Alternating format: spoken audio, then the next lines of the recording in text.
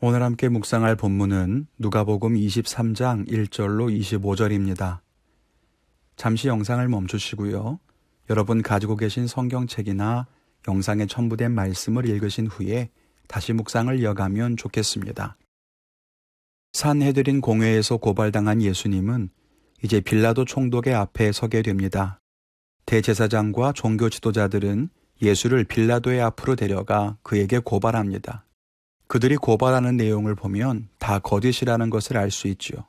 예수님은 가이사에게 세금 바치는 것을 금한 적도 없으시고 내가 왕이고 그리스도라고 사람들을 선동하지도 않으셨어요. 백성들을 미혹하지도 않았지요. 그런데 사람들이 예수님을 그렇게 고발하는 것입니다. 빌라도는 아무리 신문을 해봐도 예수에게서 잘못을 찾을 수가 없었다고 합니다. 오죽했으면 예수가 갈릴리 출신이니까 헤롯에게 재판하라고 보내기까지 합니다. 그만큼 어려운 재판이었다는 거예요. 사실 재판은 간단했습니다. 죄가 있으면 벌을 주면 되고 죄가 없으면 무죄로 풀어주면 됩니다. 그런데 빌라도는 예수에게 죄가 없다고 생각했으면서도 무죄로 풀어주지를 못합니다. 백성들이 밀란이라도 일으킬까 두려웠기 때문이죠. 오늘 말씀을 묵상하면서 우리에게 빌라도와 같은 모습은 없는지 돌아보며 정말 진리를 지키려면 어떻게 해야 하는가 생각해보며 은혜를 나누기 원합니다. 첫째는 확신한 대로 행하라는 것입니다. 빌라도는 예수님에게 죄가 없다고 판단했습니다. 그래서 그것을 3번이나 고발한 사람들에게 이야기합니다. 대제사장들과 무리에게 3번씩이나 이 사람에게는 죄가 없다고 말하죠. 그것은 빌라도가 로마의 법에 따라서 예수를 정죄해야 할 죄목을 찾지 못했다는 것을 의미합니다. 앞에서도 말했지만 재판관으로서 빌라도가 만일 예수가 무죄라고 생각했다면 그가 해야 할 일은 한 가지뿐입니다. 무죄인 사람을 풀어주면 됩니다. 고발한 사람들이 뭐라 하든지 거기에 흔들릴 이유는 없는 거지요. 그런데 빌라도는 그렇게 하지 못합니다. 마음속에 확신하는 것과 행동이 다릅니다. 속으로는 무죄라고 생각했지만 행함은 무죄인 것처럼 하지 못하는 겁니다. 여기에는 빌라도가 처한 정치적인 상황이 얽혀 있습니다. 빌라도는 로마에서 황제가 유대 지역에 파견해서 다스리게 한 총독입니다.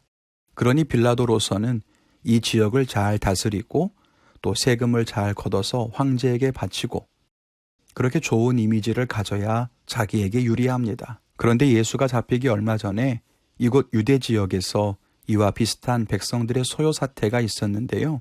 빌라도가 그것을 잘 다스리지를 못해서 로마 당국으로부터 소위 찍힌 상태였습니다. 그러니 빌라도는 이번에 예수를 풀어줌으로써 또다시 유대인들이 밀란을 일으키거나 소란이 발생하기라도 하면 어려운 처지가 되는 거지요. 혹 밀란까지 가진 않는다 하더라도 대제사장들이나 서기관들이 황제에게 이런 사태에 대해 진정서를 보내거나 탄원이라도 넣는다면 빌라도의 입장이 난처해지는 것입니다. 그러다 보니 빌라도는 예수가 무죄이긴 하지만 뜻대로 풀어주지 못하고 자꾸만 대제사장과 무리들을 달래려고 하는 겁니다. 여러분 여기에 혹시 우리의 모습은 없습니까?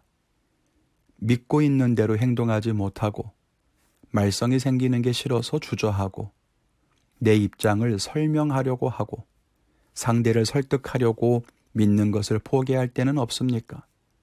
물론 문제가 생기지 않게 주변을 정돈하는 것은 중요한 일입니다. 그러나 그것이 내가 믿는 것을 훼손하고 있다면, 내가 믿는 대로 행동할 수 없게 만드는 장벽이 되고 있다면 그것은 올바르지 않습니다. 확신한 대로 행하십시오. 주저하면 사탄이 우리를 틈탈 것입니다. 둘째는 책임을 회피하지 말라는 것입니다. 빌라도는 확신한 대로 행할 용기가 없었습니다. 두려웠기 때문이지요. 그래서 그는 결국 타협하는 잘못을 저지르고 맙니다. 그가 선택한 회피의 유형을 볼까요? 먼저 그는 예수를 헤롯에게로 보냅니다. 이스라엘의 통치 영역을 보면 예루살렘과 유대 지역은 로마에서 파견한 총독이 다스리고 그리고 지금은 빌라도가 총독이지요. 또 갈릴리 지역에는 헤롯 안디바가, 또 다른 지역에는 헤롯 빌립이 다스리고 있었습니다. 빌라도는 예수가 갈릴리 출신임을 알고 그곳을 다스리는 헤롯에게 보내서 재판을 받게 하려고 했습니다. 때마침 헤롯이 근처에 와 있었던 모양이에요. 그런데 헤롯도 결국 죄를 찾지 못해서 그냥 예수를 조롱하고 다시 빌라도에게 돌려보냅니다. 그래서 빌라도가 두 번째로 선택한 방법은 예수를 때려서 내보내는 것입니다. 16절에 보니까 때려서 풀어주겠다고 합니다. 이것도 이상하죠. 예수가 죄가 없으면 그냥 풀어줘야지 매를 왜 때리겠습니까? 이게 타협인 거예요. 적당하게 타협하고 양보하는 거죠. 백성들의 마음을 달래려고 하는 겁니다. 옳지 않다는 것을 알지만 타협하는 것입니다. 그 다음에 선택한 방법은 예수와 바라바를 백성에게 보여주면서 둘 중 누구를 풀어줄 것인가 라고 회유합니다. 더 나은 방법을 백성들에게 제시해서 자기의 뜻을 관철시키려고 하는 거죠. 예수가 무죄이기 때문이 아니라 바라바를 놓아주는 것이 싫으니 차라리 예수를 풀어주라 그렇게 말하도록 유도하는 겁니다. 그런데 실패했어요. 백성들은 차라리 바라바를 풀어주고 예수를 죽이라고 소리칩니다. 결국 빌라도는 백성들의 뜻에 맡기고 맙니다. 오늘 말씀에 나오지 않지만 다른 복음서에 보면 빌라도는 자기 손을 씻으며 자기는 예수의 피에 죄가 없다고 말합니다. 참 무책임한 거죠. 그런데 우리에게 이런 모습이 있다는 것입니다.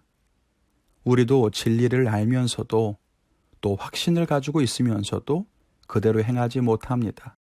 그리고 내가 원하는 것을 이루기 위해서 적당히 타협할 때가 있습니다. 빌라도가 헤롯에게 떠넘긴 것처럼 책임을 회피하기도 하고 적당히 매질하여 풀어주겠노라고 타협하기도 합니다. 다른 선택을 제안해서 회유하려고도 하고 그러다가 안 되면 내 뜻이 아니라 너희 때문에 어쩔 수 없이 그랬다며 발뺌하기도 합니다. 예수를 믿는 우리의 신앙생활에도 이런 타협의 모습이 많습니다. 내 믿음을 확신에 따라서 결단하여 행동으로 옮겨야 할 텐데 그렇지 못하고 적당히 타협하려고 합니다. 그래서 내가 원하는 것을 얻어내려고 하는 거죠. 안타까운 모습이 아닐 수 없습니다. 이런 모습이 지혜로워 보일 수도 있습니다. 결국 내가 원하는 것을 할 수 있다고 생각하고 마음의 위안을 삼죠. 그런데요, 빌라도를 보세요. 타협하려고 한 순간 다른 방법을 통해서 내 뜻을 관철시키려고 한 발짝 물러서는 순간 결국 내 뜻을 빼앗기게 됩니다. 빌라도는 자기 힘과 의지와 권력으로 무죄인 예수를 어떻게든 풀어줄 수 있을 거라고 생각했는지도 모릅니다. 그런데 실패했습니다. 왜요? 타협의 물살이 너무 거셌기 때문입니다. 우리가 믿음을 지키기 위해서 한 발만 물러서지 뭐 라고 생각한다면 오산입니다. 그 한 걸음이 얼마나 우리를 휘청거리게 할지 우리는 알 수 없습니다. 그래서 진리는 진리로서 확고하게 지켜야 하는 거죠. 오늘 말씀을 보면서 저의 신앙의 태도나 사역의 태도를 돌아보게 됩니다. 저 역시도 적당히 물러서고 싶을 때가 있습니다. 조금만 물러나면 편하게 갈 수 있을 것 같고 내가 한 걸음 물러서면 상대방도 한 걸음 물러서 줄 것 같고 그래서 적정선에서 그냥 결정하지 이런 생각 들 때가 있어요. 그런데 안 그렇더라고요. 그래서 옳은 것이라고 한다면 주님이 주신 뜻이라고 한다면 물러서지 않고 행할 수 있는 용기를 달라고 기도하고 실천하려고 합니다. 여러분의 결단은 무엇입니까?